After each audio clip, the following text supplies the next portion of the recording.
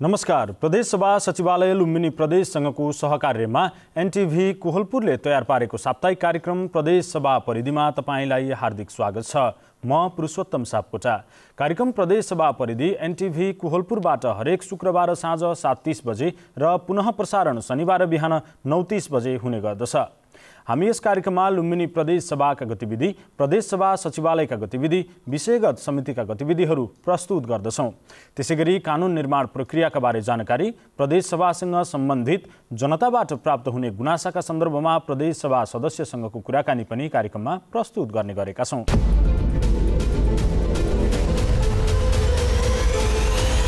आजको कार्यक्रममा लुम्बिनी प्रदेश सभामा पेश भएका विधेयकहरू, प्रदेश सभाका लागि भएको जनशक्ति आवश्यकता सम्बन्धी विज्ञापन, स्थायी राजधानीमा निर्माणाधीन प्रदेश सभा भवनको गति र प्रदेश सभा सदस्यसँगको कुराकानी लगायतका सामग्री प्रस्तुत गर्दैछौँ। कार्यक्रमको सुरुमा प्रदेश सभामा नाराबाजी सम्बन्धी प्रसङ्ग। आफ्नो पार्टीले कारबाही गरेका प्रदेश सभा सदस्यलाई पदमुक्त गर्नुपर्ने माग राख्दै नेकपा एमालेका सदस्यहरूले गरेको नाराबाजी र विरोधका कारण लुम्बिनी प्रदेश सभाको 9औं अधिवेशनको 9औं बैठक पनि स्थगित भयो। भदौ 1 गतेदेखि सुरु भएको प्रदेश सभाको 9औं अधिवेशनको कार्तिक 11 गते बिहिबार दिउँसो 1 बजेका लागि बोलाइएको 9औं संसद बैठक एमालेका प्रदेश सभा सदस्यहरूले लगातार नाराबाजी गर्दै विरोध जनाए पछि सभामुख पूर्णबहादुर घरतीले आधा घण्टाका लागि स्थगित गर्नु भएको थियो। भदौ 1 गतेदेखि सुरु भएको प्रदेशसभाको 9औं अधिवेशनको कार्तिक 11 गते बिहिबार दिउँसो 1 बजेका लागि बोलाइएको 9औं संसद बैठक एमालेका प्रदेशसभा सदस्यहरूले लगातार नाराबाजी गर्दै विरोध जनाएपछि सभामुख पूर्णबहादुर घरतीले आधा घण्टाका लागि स्थगित गर्नुभएको हो। किसानहरू चाहिँ धेरै अप्ठ्यारोमा परिरहनु भएको छ। यो चाहिँ निकै ठुलो क्षति भएको छ। त्यसो भएको हुनाले किसानहरूलाई छिटो तत्काल राहत उपलब्ध गराइदिनु हुनलाई हार्दिक अनुरोध गर्दै हामी यो अवस्थामा हाम्रो दल यो सदन सुचारू हुन नदिने कुरा जानकारी गर्दै हामीले यो सदन तत्काल स्थगित गरेर हाम्रो जनताका सरकारका विषयहरू र हामीले उठाएका विषयहरू चाहिँ निरीक्षण नहुँदासम्म यो सदन चल्न सक्दैन। करिब 3 बजे सुरु भएको प्रदेशसभाको सोही दिनको दोस्रो बैठकमा विपक्षी दलका सदस्यहरू उपस्थित नै नभएर बहिष्कारको नीति अवलम्बन गरेका कारण सत्तापक्षका बहुमत सदस्यहरूको उपस्थितिमा सभामुख घरतीले बैठक सञ्चालन गर्नुभयो। सूर्य चिन्ह लिएर निर्वाचित प्रदेश सभा सदस्यहरू अजय बहादुर शाही र विमला कुमारी खत्रीलाई पार्टीले अनुशासनको कारबाही गरेकोले सभामुखले उनीहरूलाई पदमुक्त गरेको सूचना टाँस गर्नुपर्ने माग नेकपा एमालेको छ। प्रदेश सभाको विपक्षी दल एमालेका प्रदेशसभा सदस्य भोज प्रसाद श्रेष्ठले आफ्नो पार्टीको माग पूरा नभएसम्म विरोधको कार्यक्रम जारी रहने र संसद चल्न नदिने बताउनुभयो। संविधानले प्रदत्त गरेको विधि व्यवस्थालाई नै चुनौती दिएर जुन खालको सत्ता पक्षले जबरजस्ती चाहिँ विधेयकहरू पास गर्ने, जबरजस्ती चाहिँ बजेटहरूलाई चाहिँ जनतामा देखिएका बजेटहरूलाई काटेर नयाँ बजेट ल्याउने र सरकारको चाहिँ संख्या अत्यन्त बढाएर चाहिँ जुन खालको खर्च व्यवस्थापन बढी गर्ने, त्यही ढङ्गको राजनीतिक भ्रष्टाचारमा उन्मुक्त हुने त्यो खालको परिपाटी व्यवस्था भइरहेको सन्दर्भमा मलाई लाग्छ कि यो अनुशासन जुन सांसदहरू छन् उनीहरूको कारबाही नहुँदासम्म हाम्रो जारी नेकपा एमाले संसदीय दलको तर्फबाट हाम्रो विरोध जारी रहन्छ। नेकपा एमाले उठाउँदै आएको उक्त विषय सर्वोच्च अदालतमा विचाराधीन रहेकोले प्रदेश सभामा उठाउनु र विरोध गर्नुको कुनै औचित्य नरहेको सत्ता पक्षका सदस्यहरूले बताएका छन्। समस्याको समाधानका लागि वार्ता र संवादद्वारा राजनैतिक निकास खोज्नुपर्ने तर्क गर्दै सत्ता पक्षका सदस्य सुदर्शन बरालले प्रतिपक्षको विरोधको सान्दर्भिकता नरहेको टिप्पणी गर्नुभएको छ। मुख्य कुरा चाहिँ उहाँहरूले केही विषय उठाएर जुन नाराबाजी गरिराख्नु भएको छ त्यसलाई एउटा चाहिँ आफ्नो इमेजलाई सेभ गर्ने हिसाबले उहाँहरू राख्नुभएको छ। बाँकी चाहिँ उहाँहरूकै सल्लाहमा नै हामीले बजेट पनि पारित गरेका छौँ, अरू 2-3वटा कानुन पनि पारित गरेका छौँ र अरू 4-5वटा विधेयकहरू चाहिँ प्रदेश सभामा चाहिँ लाइनमा छन् र ती पनि उहाँहरूसँगको सहमतिमा नै पारित हुन्छ। उहाँहरूले आफ्नो चाहिँ भर्खर सत्ताबाट निस्कनु परेका कारणले एउटा राजनीतिक इमेजका हिसाबले केही एजेन्डाहरू निकाल्ने वा नाराबाजी गर्नुहुन्छ। खास चाहिँ प्रमुख प्रतिपक्ष र सत्तापक्षको बिचमा चाहिँ त्यस्तो असहमतिको वातावरण छैन। 9औं अधिवेशन सुरु भएको 1.5 महिनामा बसेका सबै बैठकमा नेकपा एमाले नाराबाजी गर्दै लगातार विरोध र बैठक अवरुद्ध गर्दै आएको छ। तथापि पछिल्लो समय पहिलो बैठक नाराबाजी गर्दै विरोध गर्ने र दोस्रो बैठक बहिष्कार गर्ने गरिएको छ।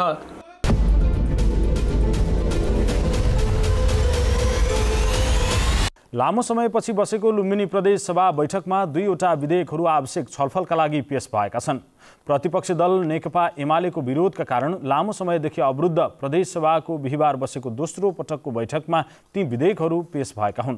प्रदेश सरकारका वन वातावरण तथा भू संरक्षण मन्त्री सुरेन्द्र हमालले प्रदेशमा वन सम्बन्धमा व्यवस्था गर्न बनेको विधेयक 2078 र कृषि खाद्य प्रविधि तथा भूमि व्यवस्था मन्त्री सुमन शर्मा रायमाझीका तर्फबाट भौतिक पूर्वाधार विकास मन्त्री सहसराम यादवले जीवनाशक विषादी नियमन सम्बन्धमा व्यवस्था गर्न बनेको विधेयक 2078 पेश गर्नुभएको हो।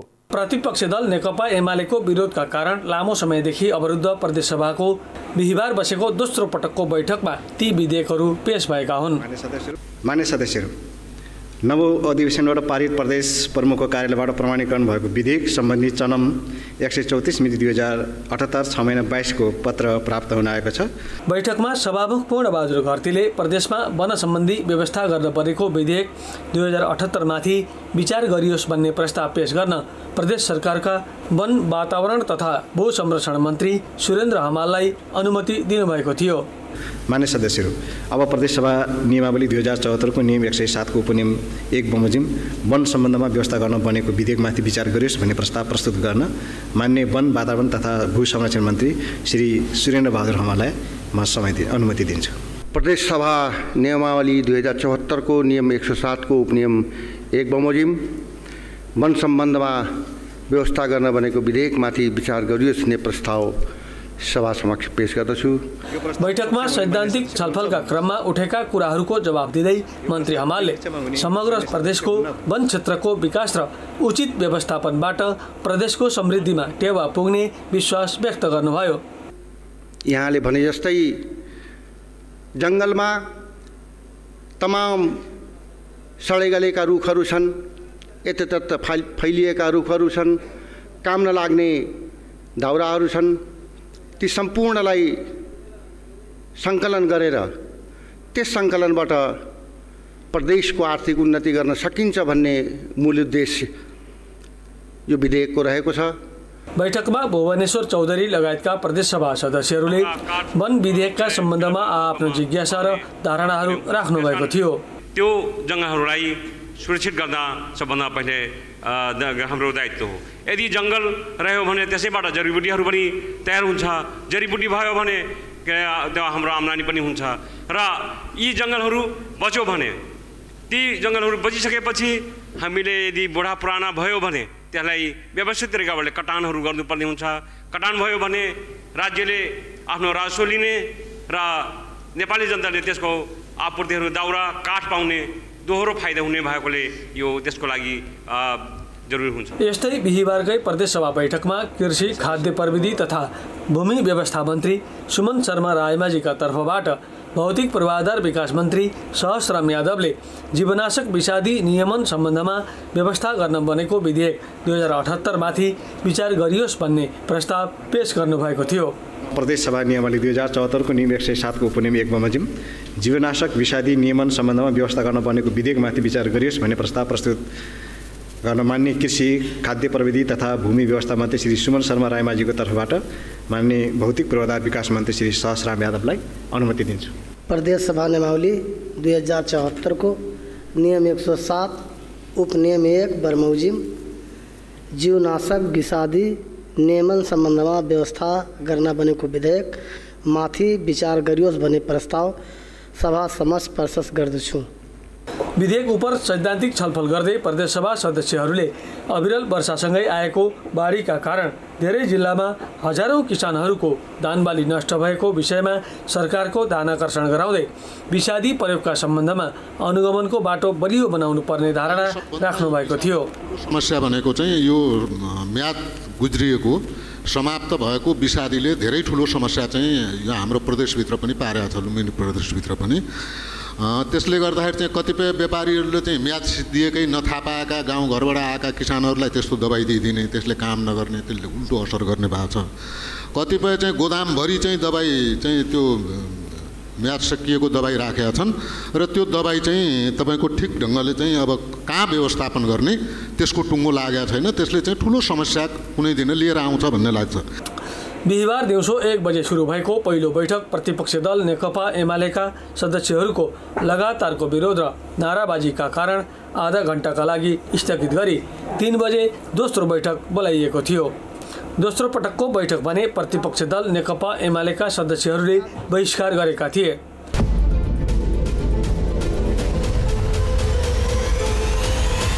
प्रदेशसभामा हुने महत्त्वपूर्ण क्रियाकलाप र संसद बैठकमा हुने सम्पूर्ण गतिविधिलाई अभिलेखीकरण गर्नु प्रदेशसभा सचिवालयको अनिवार्य दायित्व र महत्त्वपूर्ण जिम्मेवारी हो। प्रदेशसभामा सभामुख, उपसभामुख, प्रदेशसभाका सदस्यहरूले गर्ने सम्पूर्ण गतिविधि र सभाको बैठकमा प्रस्तुत गर्ने वा बोलिने सम्पूर्ण कुराहरूलाई अक्षरश अथवा सशब्द लिपिबद्ध गर्ने प्रावधान रहिआएको छ। यसै सन्दर्भमा प्रदेशसभामा हुने गतिविधिलाई सम्पूर्ण विवरण सशब्द उतार्न दक्ष जनशक्तिको आवश्यकता महसुस गरी प्रदेशसभा सचिवालयले भर्बेटिम टाइपिस्टको माग गरी सूचना प्रकाशित गरेको छ। गत बिहिबार प्रकाशित आवश्यकता सम्बन्धी सूचनामा प्रदेशसभामा बोलिएका सम्पूर्ण कुराहरूलाई शुद्धसँग टाइपिङ गरी विवरण तयार गर्न सक्ने दक्ष जनशक्ति माग गरिएको छ।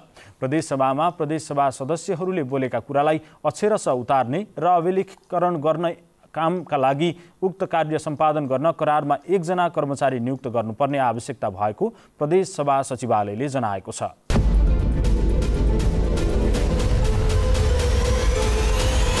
कार्यक्रममा अब प्रदेशसभा सदस्यसँग कुराकानीको पालो।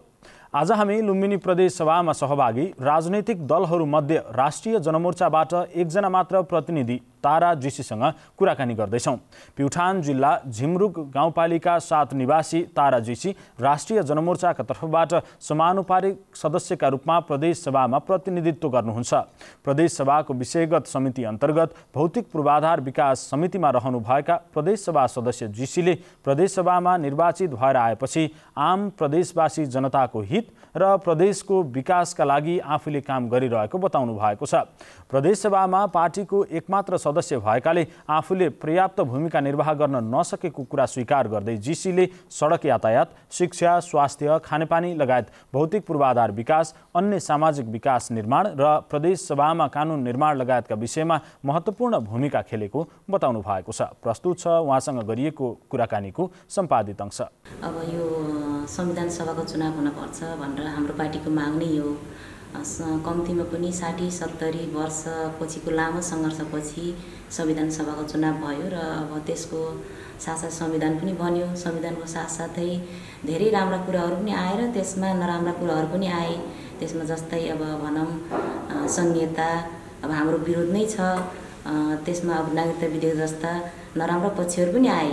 अब त्यसको हामीले सुरुदेखि नै अब सडकदेखि सदनसम्म विरोध गर्दै आएका छौँ र त्यसलाई हाम्रो यहाँ आउनुको उद्देश्य के भने यो गणतन्त्रलाई हामीले संस्थागत गर्दै लैजाने हो र गणतन्त्रलाई संस्थागत गर्दै लैजान पर्दाखेरि हामीले अब यहाँ आउनुको उद्देश्य राम्रा कामहरूको समर्थन गर्ने, त्यसलाई जोगाएर राख्ने, नराम्रो कामको विरोध गर्ने हाम्रो पार्टीको एउटा लक्ष्य र उद्देश्य हो। त्यसकारणले हाम्रो आउनुको उद्देश्य त्यही नै हो। यो लक्ष्य र उद्देश्यमा कति सफल भएको महसुस गर्नुभएको छ आफूले? हामीले एकदमै सफल गरेका छौँ। अब किन भन्दाखेरि हामीले संहिता कुरा मैले पहिले हजुरलाई जोडिहालेँ। संहिता हामीले सुरुदेखि संहिताको नाम लिउँदा बित्तिकै हामीले यो संहिता नेपालको लागि उपयुक्त हुँदैन भनेर हामीले जोडदार रूपमा सडकदेखि सदनमा आन्दोलन गरेका थियौँ। त्यति बेला अब सबै जनताहरूले बुझ्न सक्नु भएन या हामीले बुझ्न सकेनौँ। त्यो अब एउटा पाटो रह्यो। अहिले यो संहिता भन्ने कुरा अब हाम्रो माग त थियो त्यति बेला। अहिले हर नेपालीहरूको आवाजमा संहिता जोडिएर आएको छ र सबै नेपालीहरूले संहिता देशको लागि ठिक रहन्छ, यो नेपालको लागि उपयुक्त रहन्छ भन्ने कुरा महसुस गरिसकेका छन्। त्यस कारणले पनि हामीले उपलब्धि हासिल गर्यौँ भन्ने हाम्रो पार्टीको एउटा निष्कर्ष छ। यहाँले निर्वाचित भएर आएपछि आफूले जनता समक्ष गरेका आफ्नो जिल्लामा, आफ्नो क्षेत्रमा ती बाचाहरू, ती प्रतिबद्धताहरू घोषणापत्रमा उल्लेख भएका कुराहरू कति पुरा गर्न सफल हुनुभयो? अब हामीले निर्वाचनको बेलामा अब ट्याक्कै यही गर्छौँ भनेर हामीले कहिले पनि बाचा गरेनौँ। किनभने हामीले राजनीतिक कुराहरूलाई निर्वाचनमा लगेर गयौँ। त्यति बेला जनताको बिचमा जाँदाखेरि हामीले तपाईँलाई यो विकास गरिदिन्छौँ, यो नोकरी लगाइदिन्छौँ, फल्ना यसो गर्छौँ उसो गर्छौँ भनेर ट्याक्कै भनेनौँ। किनभने हामीले कहिल्यै पनि भन्दैनौँ, हाम्रो पार्टीको नीति पनि छैन पहिलो कुरा त। दोस्रो कुरा हाम्रो त्यत्रो जनआधार पनि बनिसकेको छैन। खास गरिकन अब राष्ट्रिय जनमोर्चाको एउटा मात्रै प्रतिनिधित्व भएको कारणले मैले 12वटै जिल्ला हेर्न पर्छ र 12वटै जिल्ला हेर्दा अलिकति प्युठानकै म भएको कारणले प्युठानमा अलिकति धेरै मात्रामा योजना परेको छ र त्यहाँ अब सडक, खानेपानी, पुल, अब सिँचाइका योजनाहरू परेकै छन् भनौँ। जस्तो सडक सम्बन्धमा कुन सडकलाई कति बजेट लैजान सफल हुनुभयो केही याद छ? हजुर, अब पहिलो वर्षमा हामीले एउटा यो लोकमार्गलाई जोड्ने सडक पनि हो, एउटा मोची झिमरुकमा पर्छ, त्यो मोची सौतमारी भन्ने, त्यसमा 50 लाख विनियोजन गरेको थियो पार्टीकै सल्लाहमा र एउटा धनमाङको बाटोमा पनि 50 लाख विनियोजन गरेको थियो। त्यो एकदमै पिछडिको गाउँ, एकदमै बाटोको आवश्यकता भएको ठाउँ, त्यसलाई अब कहिल्यै पनि अब सरकारले होस्, त्यहाँको स्थानीय तहले होस्, कहिले पनि नहेरेको ठाउँमा अब हामीले पार्टीले निर्णय गरेर त्यो बाटोलाई अहिले सम्पन्न गर्न गइरहेका छौँ र त्यहाँका धेरै जनताहरूले सुविधा पनि पाइराख्नु भएको छ। अहिले त्यो बाटोलाई क्लियर गरेर बाटो बसहरू आउने जाने मान्छेहरूले सुविधा अब पाएको भन्ने हामीले त्यहाँबाट जानकारी गरिराखेका छौँ र अब विगतका दिनहरूमा हामीले राखेका बाटाघाटाहरू सबै राम्रै तरिकाले सम्पन्न भएका छन्। जस्तो सिँचाइको क्षेत्रमा, कृषिको क्षेत्रमा पनि केही कार्यक्रमहरू लैजान सफल हुनुभयो? हजुर, अब सिँचाइको क्षेत्रमै भन्नुपर्दा सिँचाइका अब सबै क्षेत्रमा दिन नसके पनि प्युठान जिल्लाको हकमा सिँचाइको क्षेत्रमा पनि केही योजनाहरू गएको छ। ती सम्पन्न हुन सकेको छैन, ती बहुवर्षीय कर्मगतका योजनाहरू हुन्। अब यो वर्ष सायद त्यो सम्पन्न हुन्छ होला।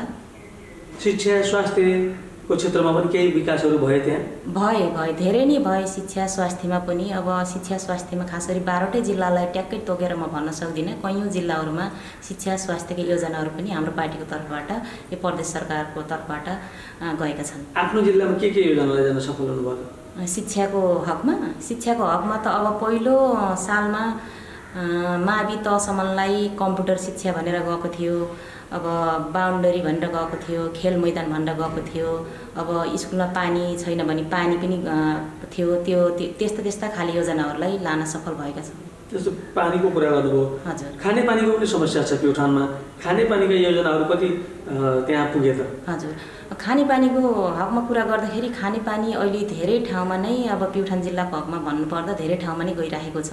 तिनी ट्याक्कै सम्पन्न भइसकेका छैनन्। हाम्रो पार्टीको तर्फबाट यो प्रदेश म आएदेखि हाम्रो तर्फबाट परेका योजनाहरू, अब कर्मगतका योजनाहरू पछिल्ला साल पनि कयौँ योजनाहरू सम्पन्न भएका छन्, कोही योजनाहरू यो सालमा पनि सम्पन्न हुँदैछन्।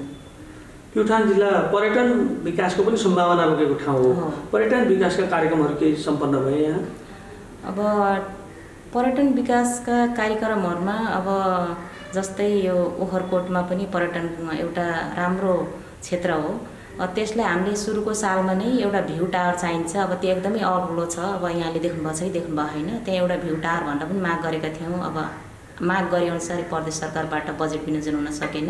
त्यस्तै गरेर अब तुसारामा पनि एउटा कोड छ, पुरानो हो त्यो, त्यसलाई पनि अलिकति मर्मत गर्नलाई हामीले 2-3 चोटिसम्म अब मन्त्रीसँगै गएर एउटा प्रपोजल बनाएर नि पेस गरेका थियौँ र त्यति बेला पनि पर्न नसकेपछि पछिल्लो सालमा अलिकति बजेट विनियोजन भइसकेपछि अब त्यो पर्यटनको क्षेत्रमा केही मात्रामा अलिकति सुधार हुँदैछ र हामीले भनेका योजनाहरूलाई पर्यटनको क्षेत्रमा अलिकति अरू योजनाभन्दा पर्यटनको क्षेत्रमा अलिक कम भएको महसुस हामीले गरेका छौँ।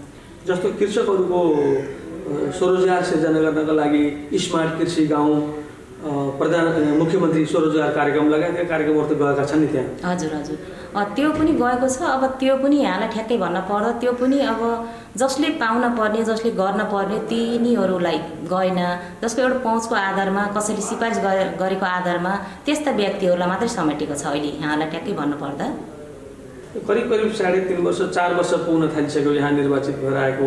प्रदेश सभामा यहाँले आफूले भूमिका कस्तो निर्वाह गर्नुभयो? प्रदेश सभामा, कानुन निर्माणको सवालमा, सरकार निर्माणको सवालमा अथवा प्रदेश सभाका गतिविधिहरूमा यहाँले आफ्नो भूमिका कस्तो निर्वाह गरेको महसुस गर्नुहुन्छ? अब त्यो मेरो व्यक्तिगत भूमिका भन्दा पनि हाम्रो पार्टीको लाइन अनुसार जानुपर्छ हैन। हामी अब अरू पार्टी जस्तो होइन, हाम्रो पार्टीले जे भन्यो त्यही नै गर्नुपर्छ। यहाँ हामी पार्टी विपरीत कहिल्यै पनि जान्नौँ र जान पनि हुँदैन।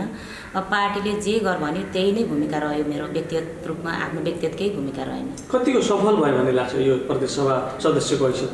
अब सफल र असफल भन्ने कुरा त अब मैले ट्याक्कै भन्ने कुरा होइन, त्यो त जनताले मूल्याङ्कन गर्ने हो, पार्टीले मूल्याङ्कन गर्ने होइन। मेरो पछाडि पार्टी छ, मेरो इन्चार्जहरू हुनुहुन्छ, उहाँहरूले मूल्याङ्कन गर्ने हो। म यसरी सफल भएँ असफल भएँ भनेर मैले अब त्यो भन्न सक्ने अवस्था होइन। जस्तो हामीले कसरी मूल्याङ्कन गर्ने, यहाँले के गर्नुभयो, प्रदेशसभा सदस्यको हैसियत निभाएको भूमिका हामीले कसरी मूल्याङ्कन गर्ने?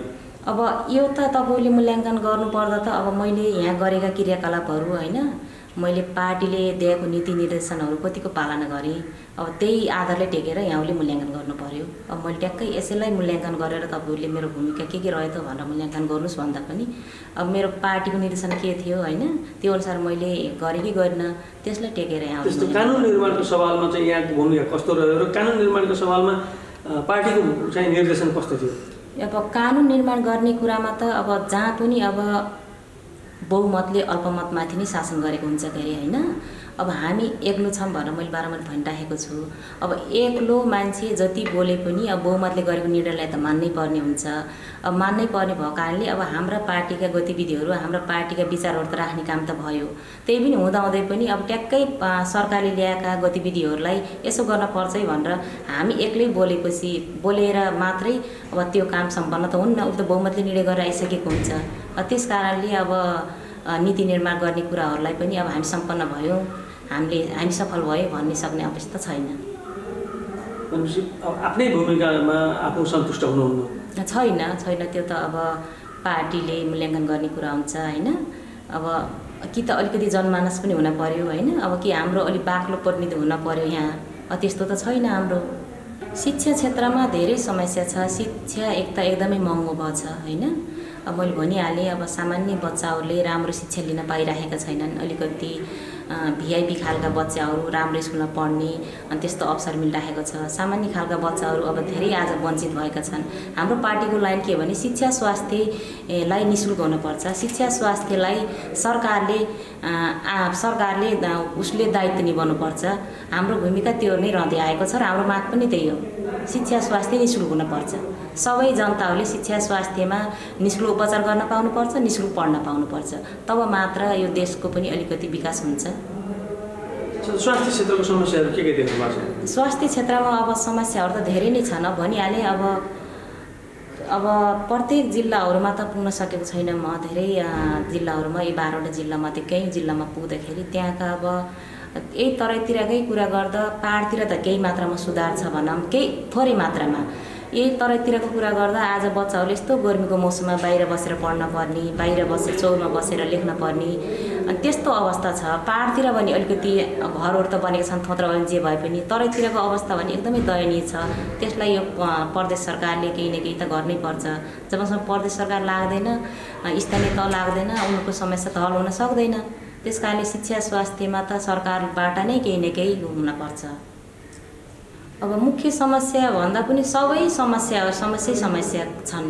अब मुख्य समस्या यही हो भनेर ट्याक्कै भन्न सक्ने अवश्य नै, सबै समस्या छन्। अब जनताका समस्याहरू छन्, खानेपानीका समस्या छन्, बाटाघाटाका समस्याहरू छन्, अब स्कुलका समस्याहरू छन्, थुप्रो समस्याहरू छन्। त्यसलाई हल गर्नको लागि त अब प्रदेश सरकार पनि लाग्नुपर्छ, केन्द्र सरकार पनि लाग्नुपर्छ, स्थानीय तह पनि लाग्नुपर्छ। यो प्रदेश सरकारले खास गर्नुपर्ने के थियो जस्तो लाग्छ यहाँलाई?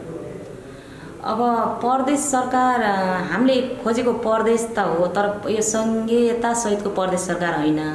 अब प्रदेश सरकार भइहाले तापनि विकास गर्न पर्यो। यो जति यहाँ खर्च छ नि यसलाई अलिकति कन्ट्रोल गर्न पर्यो, कटौती गर्न पर्यो। हामीलाई पनि अलिकति सेवा सुविधामा कटौती गर्न पर्यो र विकास निकासका काममा धेरै लगाउन पर्यो होइन। जस्तो जनप्रतिनिधिमाथि भएको लगानी पनि खर्च चाहिँ बढी नै भएको यहाँले महसुस गर्नुभएको छ? हामीले स्थानीय तहका जनप्रतिनिधिलाई भएको सेवा सुविधा बढी भयो भनेका छैनौँ। उहाँहरूलाई अझै दिनुपर्छ। उहाँहरू हो नि त प्रत्यक्ष जनतासँग जोडिने त। हामी त कहिलेकाहीँ जाने हो, दिनदिनै जोडिने, प्रत्यक्ष जोडिने त स्थानीय तहकै जनप्रतिनिधि हो। उहाँहरूको खर्चमा कटौती गर्नुपर्छ भन्न खोजे होइन हामीले। तर हामी प्रदेशका सदस्यहरूको खर्च कटौती गर्नुपर्छ। किनभने हामीले के दियौँ त जनतालाई होइन, हामीले के गर्न सक्यौँ त? हामीले त अब सेवा सुविधा ल्याइराखेका छौँ। अब मन्त्रीहरू हुनुभएको छ, अब मन्त्रीहरूले पनि अब आफ्नै तरिकाले अब गाडी छ, उहाँहरूसँग यताउति सबै छ। अब त्यो नल्याउन पर्छ भन्ने होइन, तर ल्याउन पर्छ। तर त्यति हाई फाईको रूपमा, त्यति खर्चिलो रूपमा नल्याउँ कि अलिकति यसबाट खर्च बचाएर केही न केही स्थानीय तल अलिकति मजबुत बनाऊ भन्ने हो हाम्रो। जस्तो मुख्यमन्त्री मन्त्रीहरू र केही प्रदेशसभा सदस्यहरू पनि हामीले यसरी गरेका छौँ, विकास भएको छ, प्रगति भएको छ, उन्नति भएको छ, हुँदैछ भन्ने पनि त भन्नुहुन्छ नि? होइन, त्यो त अब उहाँहरूले अब सरकार उहाँहरूको छ, अब सरकारमा बसेपछि त हामीले गरेका छौँ त भन्नै पर्यो। तर त्यो प्रत्यक्ष जनताले महसुस गर्न पर्यो नि, प्रदेश सरकारले कति गरेको छ गरेका छैन भन्ने त। अब केही गर्नुभएको होला, उहाँहरूको आसेपासेलाई गर्नुभएको होला, आसेपासेले केही पाएका होलान्, उनले भनेका होलान्, तर प्रत्यक्ष जनताले भन्न पर्यो नि त्यो त। अब म पछिल्लो साल यो साउनको असारको महिनामा रुकुम गएको थिएँ, त्यहाँ नेटवर्कले कामै गर्दैन। त्यहाँ त अलि राम्रो खाले टावर लाउन पर्यो नि त्यहाँको जनताले केही महसुस गर्नको लागि त, होइन?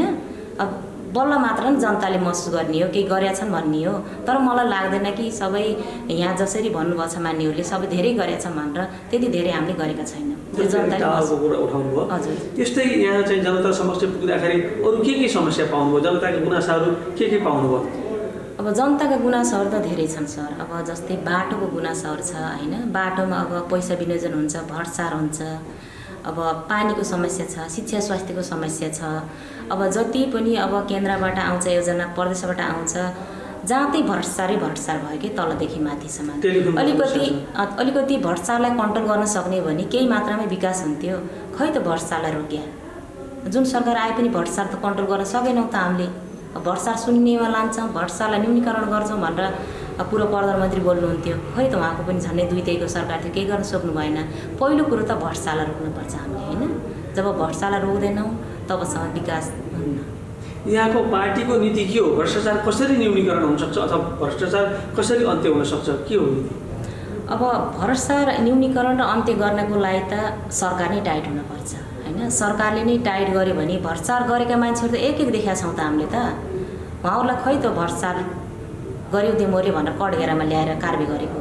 भ्रष्टाचार गर्नको लागि त सरकार लाग्न पर्यो, तब मात्र नै भ्रष्टाचार न्यूनीकरण हुन्छ र अन्त्य हुन्छ।